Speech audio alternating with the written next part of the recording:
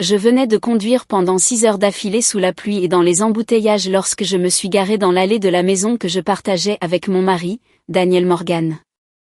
Mes épaules étaient endolories et mes mains encore raides d'avoir agrippé le volant. Tout ce que je voulais, c'était entrer et me sentir en sécurité un instant. Peut-être que Daniel serait réveillé. Peut-être qu'il me demanderait comment s'était passé mon voyage. C'est ce petit espoir qui me tenait encore debout alors que je sortais de la voiture. Mais la maison était sombre. Toutes les lumières étaient éteintes. Pas de lumière sur le porche, aucune lueur aux fenêtres. L'endroit semblait vide, comme s'il avait été abandonné. C'était la première chose étrange. J'ai déverrouillé la porte et je suis entrée. L'air sentait le renfermer, comme si personne n'avait été là de toute la journée. Les roulettes de ma valise résonnaient bruyamment sur le sol tandis que je la traînais à l'intérieur. Daniel laissait toujours la télévision allumée. Sa mère, Linda, laissait toujours une lampe briller dans le salon, mais maintenant, il n'y avait que le silence. J'ai appelé leur nom. Daniel, Linda. Personne n'a répondu. Une sensation lente et oppressante a commencé à se former dans ma poitrine. Quelque chose n'allait pas. Je m'appelle Rachel Morgan. J'ai 35 ans et je travaille dans la finance d'entreprise. C'est moi qui payais la plupart des factures dans cette maison. C'est moi qui faisais en sorte que tout fonctionne. Et pourtant, à cet instant, debout dans le salon obscur, je me sentais comme une étrangère dans ma propre vie. Je me suis dirigée vers la cuisine, espérant y voir au moins un signe de leur présence. C'est alors que j'ai remarqué le papier blanc posé sur la table, maintenu par une salière. Mon cœur s'est mis à battre plus vite en tendant la main pour le prendre. Je n'avais aucune idée que ce petit morceau de papier était sur le point de détruire tout ce que je croyais savoir sur mon mariage et ma famille. J'ai pris le papier et j'ai immédiatement reconnu l'écriture désordonnée de mon mari, Daniel. À côté, il y avait l'écriture nette et soignée de sa mère, Linda. Ils avaient tous les deux signé, comme si ce qu'ils disaient était parfaitement normal. Le message était court mais froid. Ils disaient qu'ils avaient besoin de vacances pour se vider la tête. Ils disaient qu'ils étaient partis ensemble et qu'ils ne répondraient pas à leur téléphone. Et en bas, presque comme une pensée après coup, ils disaient que je devais m'occuper de la vieille femme dans la chambre du fond. Cette vieille femme était la grand-mère de Daniel, Margaret Hay. Mes doigts se sont mis à trembler en relisant les mots. Il ne demandait pas comment elle allait. Il ne laissait aucune instruction pour la nourriture ou les médicaments. Ils étaient simplement partis et l'avaient laissée derrière eux comme un meuble cassé. J'ai senti quelque chose de vif se tordre dans ma poitrine. Un mélange de peur et de colère est monté si vite que j'en ai eu le vertige. Margaret avait eu un AVC il y a 3 ans. Elle pouvait à peine marcher. La plupart du temps, elle parlait à peine. Elle dépendait des autres pour tout. Et maintenant, on l'avait laissée seule. J'ai regardé l'heure sur mon téléphone. Il était presque minuit. Cela signifiait que Daniel et Linda étaient partis depuis près de 2 jours complets. 2 jours sans eau. 2 jours sans nourriture. 2 jours sans aide. J'ai laissé tomber ma valise et j'ai couru dans le couloir vers la chambre du fond. Mes jambes semblaient lourdes, mais mon cœur battait la chamade. J'étais terrifiée par ce que j'allais trouver. En attrapant la poignée de la porte, une pensée terrible ne cessait de se répéter dans mon esprit. Et si j'étais déjà arrivée trop tard ? J'ai poussé la porte et une odeur nauséabonde m'a immédiatement frappée. La pièce était petite et sombre, sans fenêtre ouverte et sans air frais. Ça sentait la sueur, les vieux draps et quelque chose de bien pire. Mon estomac s'est retourné. Au centre de la pièce se trouvait un lit étroit. Dessus était allongée Margaret Hay. Elle ne ressemblait en rien à la femme dont je me souvenais. Sa peau était sèche et pâle. Ses lèvres étaient gercées. Sa poitrine se soulevait et s'abaissait en respiration courte et irrégulière. Pendant un instant, j'ai cru qu'elle était déjà partie. Je me suis précipitée à ses côtés et j'ai touché sa main. Elle était froide. Trop froide. Oh mon Dieu, ai-je murmuré. Je suis retournée en courant à la cuisine, j'ai rempli un verre d'eau tiède et j'ai attrapé une cuillère. Je suis revenue et j'ai doucement soulevé sa tête, glissant de petites quantités d'eau entre ses lèvres. Au début, elle n'a pas réagi.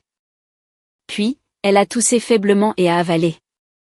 J'ai continué à lui donner de l'eau lentement, de peur de la blesser. Les larmes coulaient sur mon visage alors que je la regardais boire comme quelqu'un qui aurait traversé un désert. Après cela, j'ai apporté une serviette et je lui ai nettoyé le visage et les mains. J'ai changé ses vêtements en utilisant les plus propres que j'ai pu trouver. Chaque mouvement que je faisais semblait urgent et douloureux. Je n'arrêtais pas de penser à la même chose, encore et encore. Comment Daniel avait-il pu faire ça? Comment Linda avait-elle pu faire ça? C'était leur propre famille. Pendant que je m'activais, la culpabilité m'écrasait le cœur. J'étais partie en voyage d'affaires pour gagner de l'argent pour cette maison. De l'argent qui payait le style de vie de Daniel. De l'argent qui était censé aider à prendre soin de Margaret. Et pendant mon absence, il l'avait laissée mourir. Je me suis levée, prête à appeler à l'aide. Elle avait besoin d'un hôpital. Elle avait besoin de médecins. Elle avait besoin que quelqu'un la sauve. C'est à ce moment que sa main a soudainement attrapé mon poignet. Je me suis figée en sentant sa prise se resserrer autour de mon bras. Elle n'était pas faible. Elle était ferme et assurée. J'ai baissé les yeux et j'ai vu que les yeux de Margaret étaient ouverts. Ce n'étaient pas les yeux vides et sans concentration que j'avais l'habitude de voir. Ils étaient vifs, alertes, me regardant attentivement. « Ne m'emmenez pas à l'hôpital », dit-elle d'une voix basse et claire. J'ai senti mon cœur bondir dans ma gorge. Pendant une seconde, je me suis demandé si je n'étais pas en train d'halluciner à cause de l'épuisement. Margaret n'avait pas prononcé une phrase complète depuis des années. Elle a tiré mon poignet plus près. « Aidez-moi », dit-elle. « Aidez-moi à les faire payer. Ils n'ont aucune idée de qui je suis vraiment. » Sa voix était calme, mais remplie de quelque chose de froid et de puissant. Je la fixais, incapable de bouger. Ce n'était pas la femme frêle que tout le monde croyait voir s'éteindre lentement. C'était quelqu'un de pleinement éveillé. Elle m'a dit de verrouiller la porte et de fermer les rideaux. Je l'ai fait sans réfléchir, les mains tremblantes. Puis elle a désigné du doigt le coin de la pièce, vers la vieille commode qui contenait ses vêtements. « Déplacez-la », dit-elle. J'ai hésité, mais le regard dans ses yeux m'a fait obéir. J'ai poussé la commode et j'ai vu une petite section du plancher qui semblait différente du reste. « Soulevez cette planche », dit-elle. Je me suis penchée et j'ai utilisé ma clé de maison pour la soulever. Ce que j'ai trouvé en dessous allait tout changer. Sous la lame de parquet se trouvait un compartiment secret et étroit. À l'intérieur reposait une petite boîte en bois, vieille mais soigneusement polie. Elle semblait complètement déplacée dans cette petite pièce sale. Margaret m'a dit de la lui apporter. Mes mains tremblaient tandis que je soulevais la boîte et la posais sur ses genoux. Elle l'ouvrit avec des doigts lents mais assurés. À l'intérieur se trouvaient plusieurs petits flacons remplis de liquide sombre et quelques pilules d'aspect étrange. Sans hésiter, elle prit un des flacons et en but le contenu. Elle n'a même pas utilisé d'eau. J'ai essayé de l'arrêter, mais elle a levé la main. « Attendez », dit-elle. Pendant quelques instants, rien ne s'est passé. Puis sa respiration a commencé à changer. Elle est devenue plus profonde, plus forte. La couleur est revenue lentement sur son visage. J'ai regardé, incrédule, tandis qu'elle s'asseyait seule sur le lit. Son dos s'est redressé, ses épaules se sont relevées. La femme faible et brisée disparaissait juste sous mes yeux. J'ai reculé, stupéfaite. Elle m'a regardé et a esquissé un léger sourire. « Merci », dit-elle. « Maintenant, vous allez voir la vérité. » Elle s'est levée et s'est dirigée vers le mur. Derrière un vieux calendrier se trouvait un petit interrupteur caché. Lorsqu'elle a appuyé dessus, un léger bruit mécanique a rempli la pièce. Une partie du mur a lentement glissé pour s'ouvrir. Derrière se trouvait un espace vivement éclairé, rempli d'écrans, de câbles et de panneaux de contrôle. On aurait dit une scène de film. « C'est d'ici que je surveille tout », dit-elle. J'ai senti mes jambes flageoler en la suivant à l'intérieur. J'étais sur le point d'apprendre ce qui s'était réellement passé dans ma propre maison quand je n'étais pas là. La pièce derrière le mur était froide et lumineuse. Plusieurs écrans couvraient le mur du fond, chacun montrant une partie différente de la maison, le salon, la cuisine, le couloir, même le jardin de devant. Margaret s'est assise sur une chaise devant les moniteurs, comme quelqu'un qui avait fait cela de nombreuses fois auparavant. Elle a cliqué sur un bouton et l'un des écrans a affiché un enregistrement de plus tôt dans la matinée. J'ai vu Linda assise sur le canapé, mangeant des chips et regardant la télévision. Dans le coin de l'écran, Margaret était dans son fauteuil roulant, silencieuse et immobile. Puis Linda s'est levée. Son visage était plein d'irritation. Elle s'est approchée de Margaret et a donné un coup de pied violent dans le fauteuil roulant. J'ai eu le souffle coupé en voyant le corps de Margaret tressauter sous l'impact. Linda s'est penchée et lui a crié dessus. Le microphone a capté chaque mot. Elle l'a traité de fardeau inutile. Elle l'a maudite pour l'argent gaspillé. Puis elle a craché dans l'assiette de nourriture et l'a forcée vers sa bouche. J'ai couvert mon visage de mes mains, tremblantes. Margaret n'a pas arrêté la vidéo. Elle en a lancé une autre. Cette fois, c'était Daniel dans le salon avec une femme que j'ai reconnue comme sa soi-disant cousine, Olivia. Ils étaient assis près, trop près. Daniel riait et passait son bras autour d'elle. Il lui disait qu'une fois la vieille femme morte, tout lui appartiendrait. Il disait que je n'étais rien de plus qu'un chèque de paie. Il disait qu'il me mettrait à la porte et épouserait Olivia. Puis Olivia a posé des questions sur les médicaments qu'il donnait à Margaret. Daniel a souri et a dit que cela la rendrait lentement plus faible jusqu'à ce qu'elle décède. J'ai eu l'impression que mon cœur était broyé. Tout l'argent que j'avais donné à Daniel pour les soins et les médicaments. Toutes les heures supplémentaires que j'avais faites, tout cela n'était qu'un mensonge. Margaret m'a regardé en silence alors que je restais là, en larmes. Maintenant, vous comprenez, dit-elle. Ils ne sont pas négligents. Ce sont des tueurs. Quelque chose s'est durci en moi. J'en avais fini d'être aveugle. J'en avais fini d'être utilisée et j'étais prête à me battre. Margaret a éteint les écrans et m'a regardé d'un regard calme et constant. Ce que vous venez de voir n'est qu'une partie de la vérité, dit-elle. Elle m'a expliqué que sa faiblesse et sa confusion n'avaient été qu'une comédie. Pendant des années, elle avait fait semblant d'être malade et impuissante. Elle voulait voir qui prendrait soin d'elle et qui attendrait sa mort. Daniel et Linda avaient échoué à ce test de la pire manière possible. Puis elle m'a dit qui elle était vraiment. Margaret Hay n'était pas une pauvre vieille veuve vivant d'une petite pension. Elle était la fondatrice et présidente d'un puissant groupe financier qui contrôlait des banques, des biens immobiliers et des sociétés d'investissement dans plusieurs États. Tout ce que Daniel pensait posséder n'existait que parce qu'elle le permettait. La maison, son travail, l'argent, même la voiture qu'il conduisait, tout lui appartenait. Je pouvais à peine respirer en l'écoutant. La grand-mère fragile que j'avais baignée et nourrie était en réalité l'une des femmes les plus puissantes de la ville. Elle a pris ma main. Vous avez été la seule à me traiter comme un être humain, dit-elle. C'est pourquoi je vous fais confiance. Sa voix s'est adoucie pour la première fois. Je veux que vous m'aidiez à finir cela, dit-elle. Ils ont essayé de me tuer. Ils ont essayé de vous utiliser. Il est maintenant temps qu'ils affrontent la vérité. J'ai essuyé mes larmes et j'ai hoché la tête. Pour la première fois depuis des années, je ne me sentais pas faible. Je me sentais forte. En moins d'une heure, Margaret avait passé un unique appel téléphonique, non pas à Daniel, non pas à Linda, mais à quelqu'un qui lui a répondu avec respect. À l'aube, un homme nommé Gregory Shaw est arrivé à la maison. Il portait un costume sombre impeccable et tenait une mallette en cuir. Il s'est présenté comme l'avocat personnel de Margaret. Dès qu'il l'a vue debout et pleinement alerte, il s'est légèrement incliné. « Nous avons beaucoup à faire, Madame la Présidente Hay, dit-il. À partir de ce moment, tout s'est accéléré. Grégory a passé des appels. Des équipes sont arrivées. Des ouvriers ont commencé à retirer les meubles de Daniel et Linda de la maison. Leurs vêtements, leurs babioles, tout ce qui n'appartenait pas à Margaret a été sorti. De nouveaux meubles ont été apportés. Des murs propres, des lumières vives.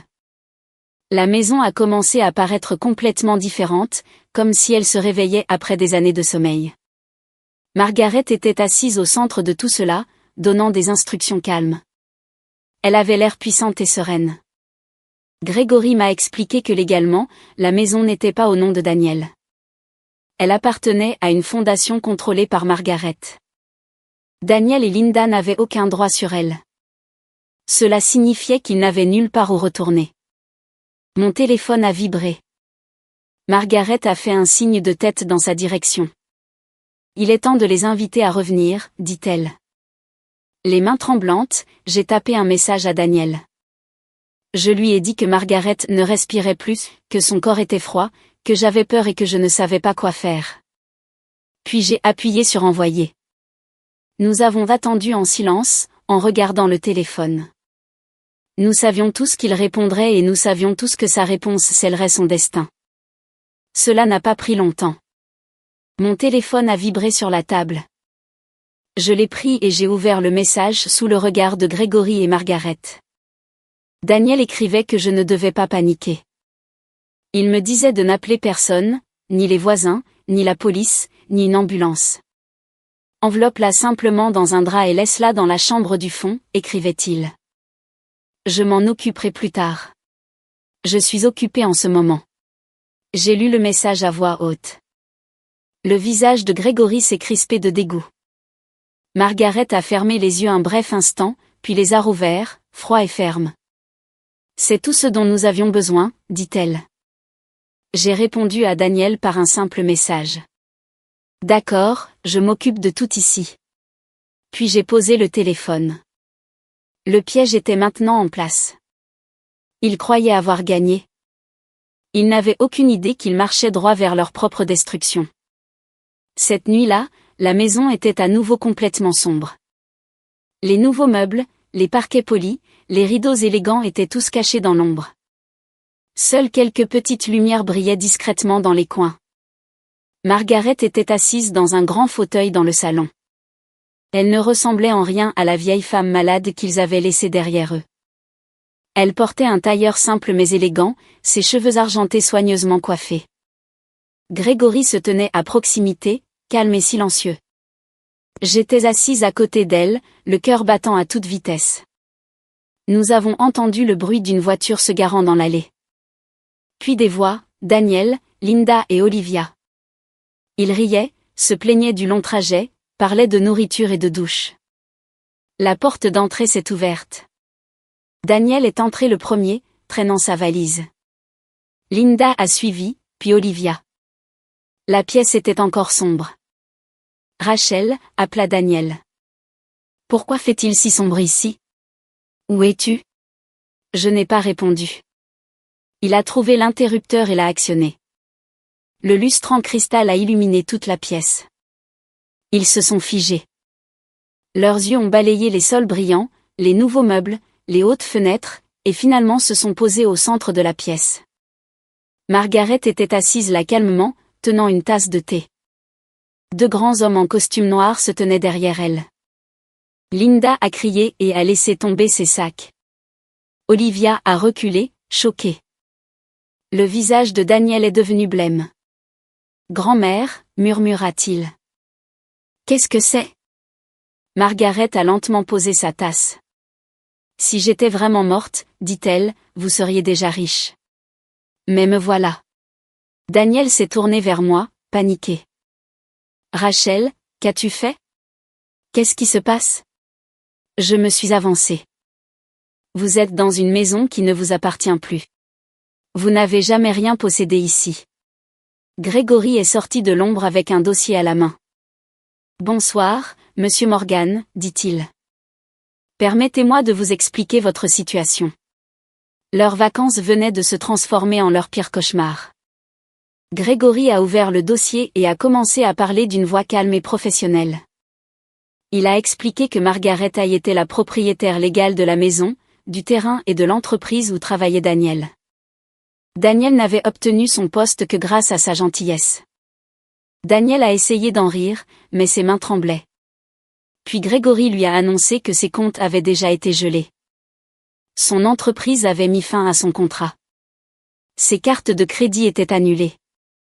Daniel a sorti son téléphone et a fixé l'écran avec incrédulité alors que les notifications apparaissaient les unes après les autres. Viré. Compte gelé. Accès refusé. Linda s'est mise à pleurer. Olivia s'est lentement éloignée de Daniel. Margaret les a regardés sans émotion. Vous m'avez laissé mourir, dit-elle. Vous m'avez empoisonné. Vous m'avez volé. Maintenant, vous allez faire face aux conséquences. La porte sur le côté de la pièce s'est ouverte. Des officiers de police sont entrés. Daniel est tombé à genoux. Linda a hurlé. Olivia a essayé de s'enfuir, mais un garde lui a bloqué le passage. Les officiers leur ont lu leurs droits et ont passé les menottes à Daniel et Linda. Olivia a été emmenée comme complice. J'ai regardé les personnes qui avaient ruiné ma vie être emmenées. Pour la première fois depuis des années, je me sentais libre. Leur mensonge était terminé. Leur pouvoir avait disparu, et la vérité les avait enfin rattrapés. 3 mois plus tard, le monde semblait très différent pour nous tous. Daniel et Linda ne vivaient plus dans cette maison confortable. Ils n'avaient pas d'argent, pas de voiture et personne pour les aider. Leurs visages sont apparus dans les nouvelles locales comme suspects dans une affaire de maltraitance sur personnes âgées et de crimes financiers. Ils ont été libérés sous caution en attendant leur procès, mais leur vie s'était déjà effondrée. Je les ai vus un après-midi en traversant la ville en voiture. Ils étaient assis sur des cartons devant un magasin fermé, portant des vêtements sales et se disputant pour une petite boîte de restes de nourriture. Ils avaient l'air plus vieux et plus faibles, rien à voir avec les personnes qui contrôlaient autrefois ma vie. Daniel a vu ma voiture et a essayé de me poursuivre. Il a crié mon nom et a imploré mon pardon. Je ne me suis pas arrêtée. Je n'ai pas regardé en arrière. La femme qui s'endormait autrefois en pleurant n'existait plus. À sa place se trouvait quelqu'un qui connaissait enfin sa valeur. Parfois, la justice n'arrive pas lentement. Parfois, elle arrive d'un seul coup et change tout. 1 an plus tard, le juge a finalement rendu son verdict. Daniel a été condamné à 12 ans de prison pour tentative de meurtre, maltraitance sur personnes âgées et crimes financiers. Linda a reçu 10 ans pour son rôle dans l'empoisonnement et la négligence. Olivia, qui avait témoigné contre eux, a évité une longue peine, mais a tout perdu. Je n'ai pas ressenti de joie en entendant le verdict. J'ai ressenti quelque chose de plus calme et de plus profond. Un point final. Margaret y vivait maintenant paisiblement dans une belle maison, entourée de personnes qui se souciaient vraiment d'elle. Sa santé s'était améliorée, non pas grâce aux médicaments, mais parce qu'elle était enfin en sécurité. J'avais pris la direction de sa fondation, qui aidait les personnes âgées abandonnées et les familles en difficulté. Je ne me contentais plus de survivre. Je construisais quelque chose de significatif. La douleur du passé n'avait pas disparu, mais elle ne me contrôlait plus. Certaines blessures se transforment en sagesse. Certaines trahisons se transforment en force, et certaines fins sont en réalité de nouveaux commencements. Margaret et moi nous asseyons souvent ensemble dans le jardin maintenant, buvant du thé et regardant la lumière du soleil se déplacer sur les fleurs. Parfois, elle me raconte des histoires de sa jeunesse. Parfois, nous restons assis en silence. Les 2 moments sont tout aussi paisibles. Un après-midi, elle m'a pris la main et m'a remercié d'être revenue cette nuit-là. Elle a dit que si je n'étais pas rentrée à ce moment-là, son histoire se serait terminée très différemment. Je lui ai dit la vérité, que l'aider m'avait aussi sauvée. Cela m'a montré que la gentillesse n'est pas une faiblesse. C'est un pouvoir. Un vrai pouvoir. Pour quiconque écoute et se sent piégé dans une famille toxique ou une relation douloureuse, souvenez-vous de ceci. Vous n'êtes pas impuissant. Vous n'êtes pas invisible et vous méritez le respect. Si cette histoire vous a touché, merci de la liker et de la partager pour que plus de gens puissent l'entendre. Abonnez-vous à L'Art de la Revanche, pour plus d'histoires vraies sur la force, la justice et la guérison. Et dans les commentaires, dites-moi d'où vous regardez et quelle heure il est. J'adore voir jusqu'où ces histoires voyagent. Merci d'avoir été là avec moi. À la prochaine fois.